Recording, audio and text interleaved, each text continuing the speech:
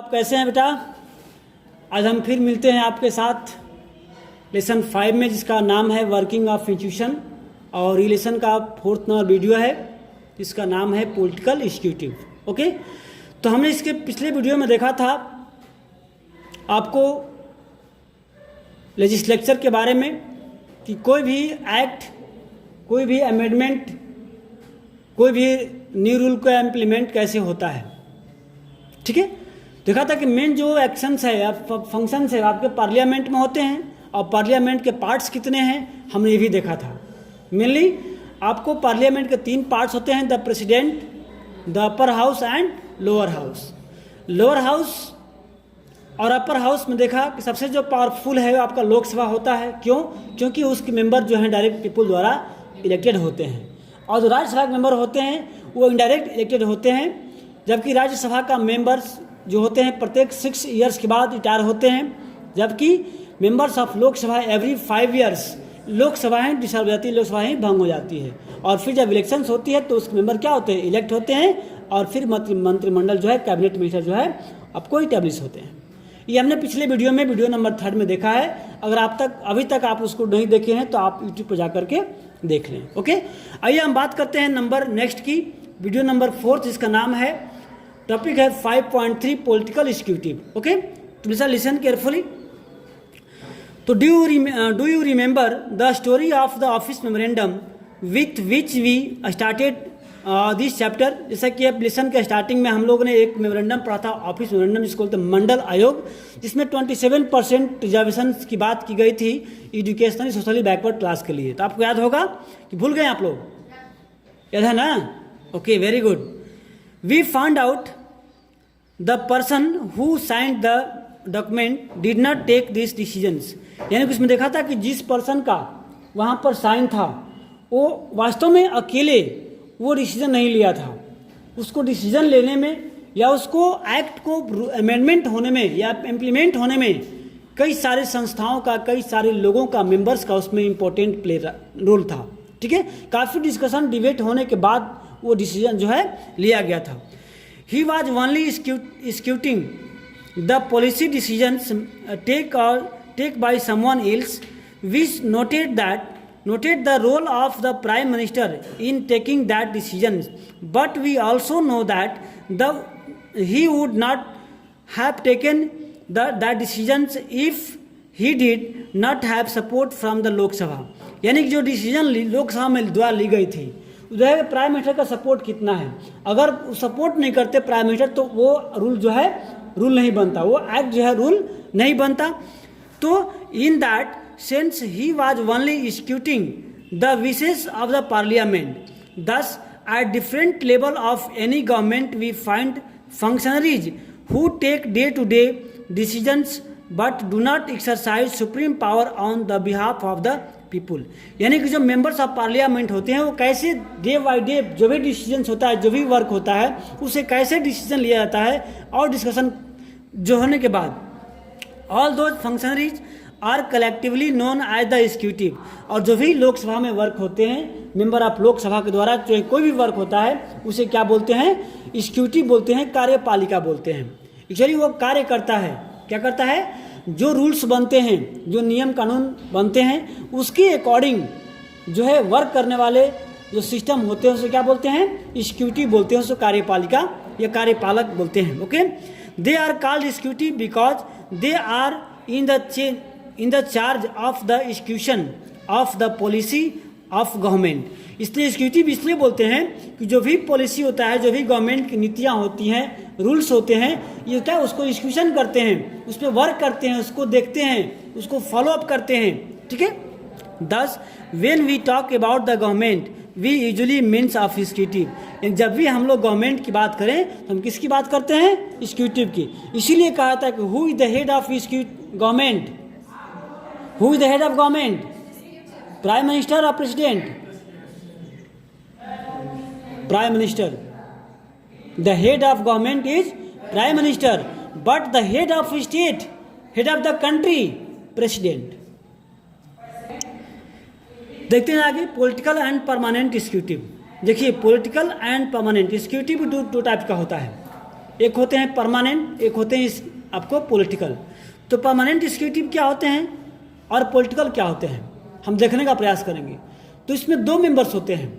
जो मेंबर्स लोगों द्वारा इलेक्ट होते हैं उसको बोलते हैं पॉलिटिकल एग्जीक्यूटिव, और जो एग्जाम पास करके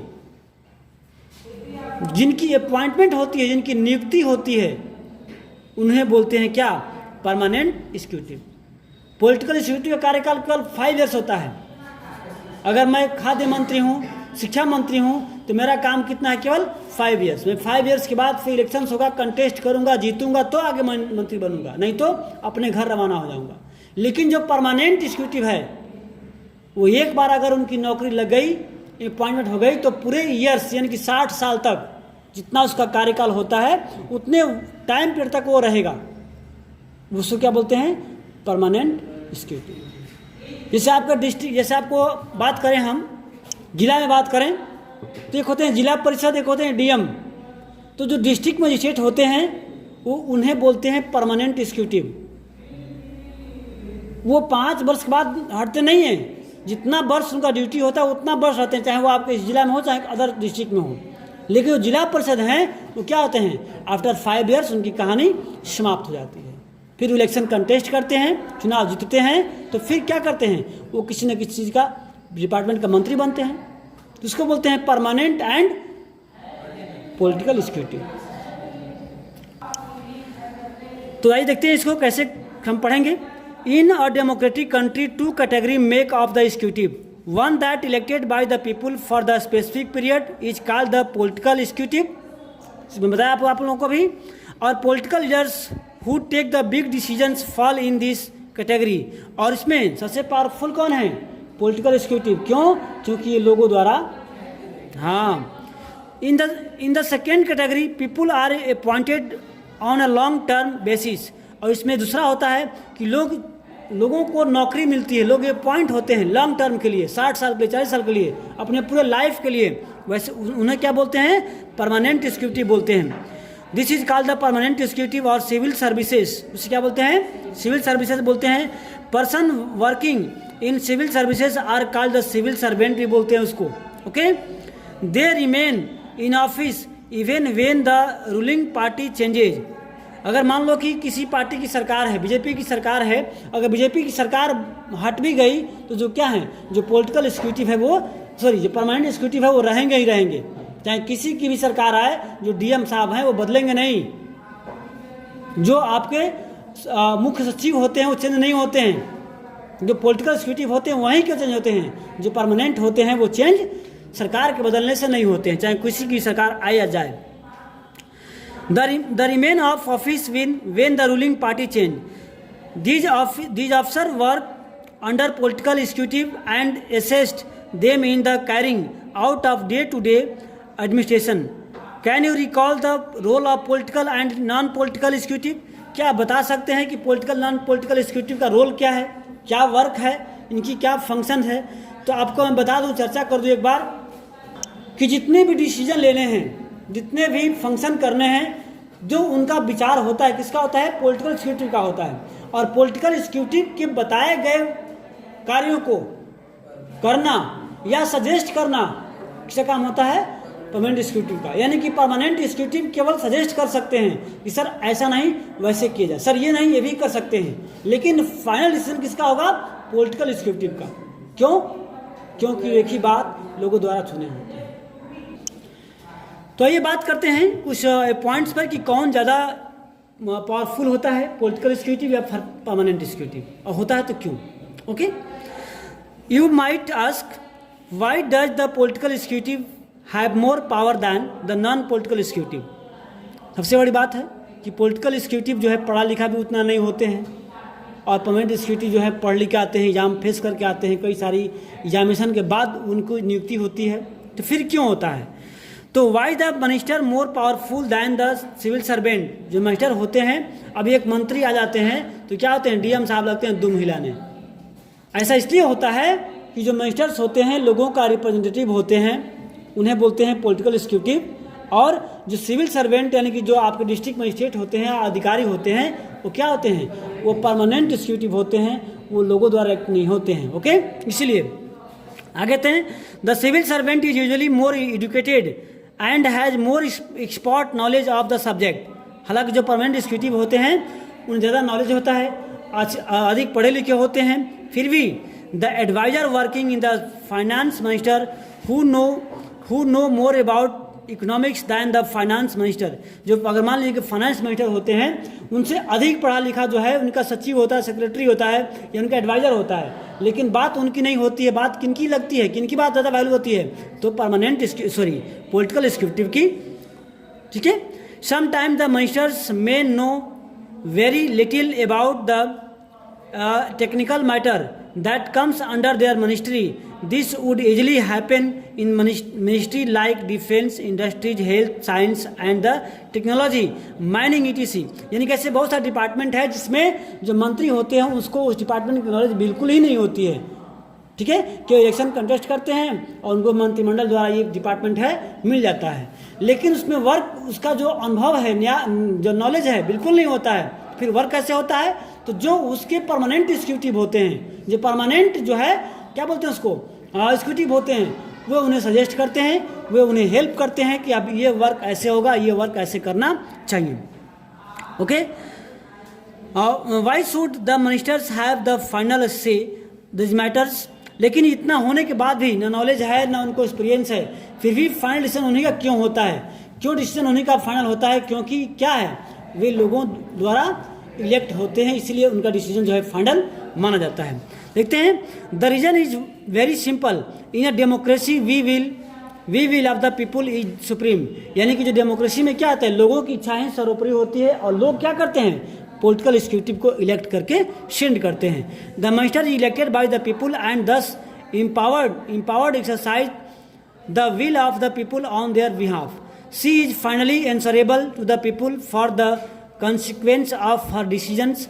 That is why the minister take all the final decisions. The ministers decide the overall framework and objectives in which decisions on policy should be made. The minister is not expected to be an expert in the matters of her ministry. The ministers takes or advice of expert on all technical matters, but very often expert hold different opinions or place before her more than one's option, depending on what the overall objective is the minister decided. That means जो permanent executive होते हैं वे अलग अलग option ला सकते हैं, sir ये इसका option ये भी है, इसका ऑप्शन ये भी है, लेकिन डिसीजन जो फाइनल किसका होता है, आपको पॉलिटिकल एग्जीक्यूटिव का। क्यों, क्योंकि लोगों द्वारा वो इलेक्ट होता है और सारे चीज़, हालांकि बहुत सारे डिपार्टमेंट है जिसमें मैटर है, उनका नॉलेज तो है नहीं उसके बारे में, लेकिन जो उनके परमानेंट एग्जीक्यूटिव होते हैं वे उनको सजेस्ट कर सकते हैं केवल कि सर ये वर्क ऐसे होगा। ओके ना, ये क्लियर आपका है।